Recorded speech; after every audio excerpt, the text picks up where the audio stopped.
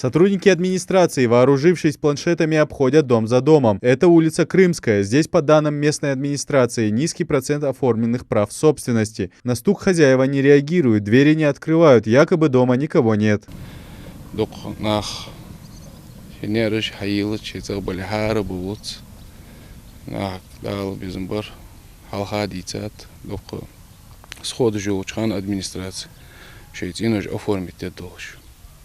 Из первых 10 домов только в 71-м открыли дверь. Магомед Исиев проживает здесь 5 лет. Земля оформлена по закону, а вот дом пока еще не успел.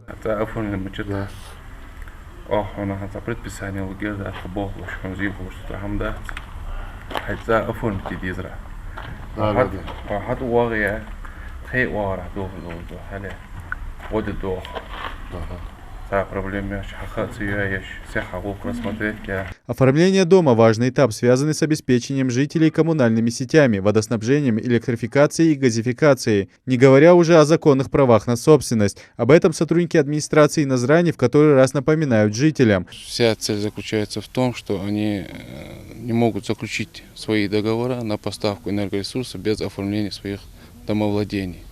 Ну и в том числе и «Газпром» не может поставлять им газ, так как у них уже идет сбыт в большом количестве и не могут собрать за них деньги. В основном здесь новостройки, земли оформлены согласно закону, а вот дома лишь у единиц. У собственника 66-го дома документы на руках, на учет встали сразу после завершения строительства. Жители, которые не оформили домовладения, могут попасть под административную ответственность. Об этом в который раз напоминают местные власти. В рамках подворного обхода сотрудники разъясняют и объясняют весь процесс регистрации.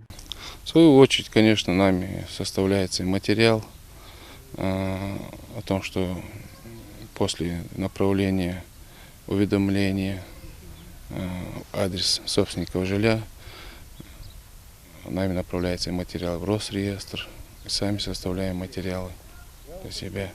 Но мы пытаемся сопроводить каждого владельца, записывая его номер телефона, его данные и контролируем. В свою очередь нами оказывается всяческое содействие жителям, даже мы пытаемся экономить их время. Пытаемся сразу рассмотреть их вопрос. То есть с администрацией города Назрань никакими проблемами не сталкиваются. Подворные обходы сотрудники Назрановской администрации проводят ежедневно. Благодаря агитационной работе больше 20% проинформированных жителей занесли свои дома в Росреестр и теперь имеют официальные договора на собственность жилья. Идрис Ижиев, Асхаб Белакиев, Новости 24.